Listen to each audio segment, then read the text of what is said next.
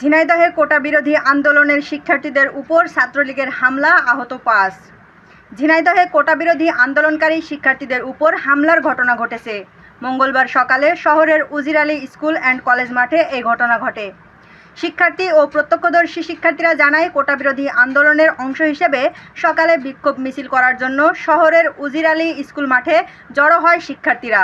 সে সময় শহরের পায়রা চত্বর এলাকা থেকে ছাত্রলীগের একটি মিছিল লাঠিসোঁটা নিয়ে পুলিশের বাধা উপেক্ষা করে আন্দোলনকারী শিক্ষার্থীদের উপর হামলা চালায়।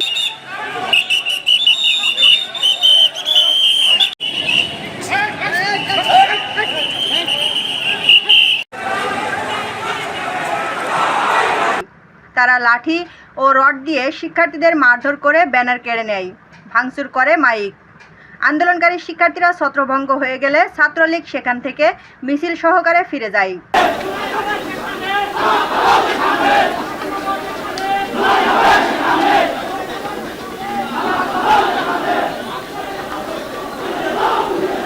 হামলায় আন্দোলনকারী অন্তত ৫ জন শিক্ষার্থী আহত হয়েছে। এই ঘটনার পর থেকে এলাকার থমথমে অবস্থা বিরাজ করছে।